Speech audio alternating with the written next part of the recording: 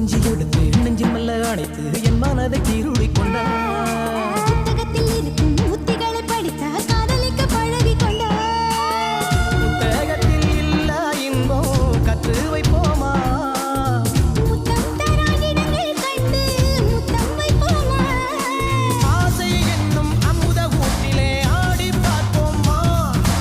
ஆணில் பெண்ணை பெண்ணில் ஆணை தேடித் தீர்ப்போமா.